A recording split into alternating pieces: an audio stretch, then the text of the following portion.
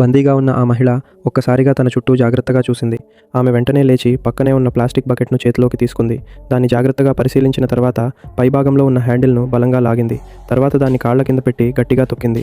ఒక్కసారిగా హ్యాండిల్ 2 ముక్కలుగా విరిగిపోయింది. ఆ చిన్న ప్లాస్టిక్ ముక్కతోనే తనను బంధించిన వ్యక్తిని ఎదుర్కోగలనని ఆమె నిర్ణయించుకుంది. అందుకోసం ఆమె నిద్రపోతున్నట్లు నటిస్తూ కొద్దిసేపటికే ఆ వ్యక్తి ఆమెకు మత్తుమందు ఇంజెక్షన్ ఇవ్వడానికి దగ్గరకు వచ్చాడు.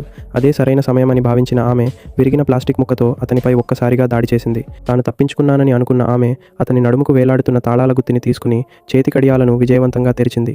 కానీ అక్కడి నుంచి వెళ్లబోతున్న క్షణంలోనే అతను అకస్మాత్తుగా ఆమె చేతిని గట్టిగా పట్టుకున్నాడు. భయంతో ఆమె వెంటనే అక్కడి నుంచి పరుగెత్తింది. మెట్లు ఎక్కుతూ తప్పించుకోవడానికి ప్రయత్నించింది. కానీ కెప్టెన్ వేగంగా ఆమెను వెంబడించి పట్టుకున్నాడు.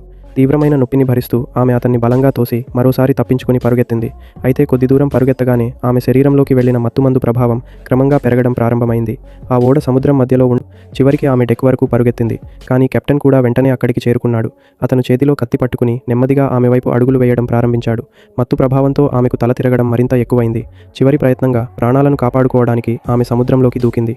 కొన్ని మీటర్లు ఈదగానే మత్తుమందు ప్రభావం పూర్తిగా పెరిగి ఆమె స్పృహ కోల్పోయింది. ఆమె మరోసారి వారి చేతుల్లో చిక్కిపోయింది.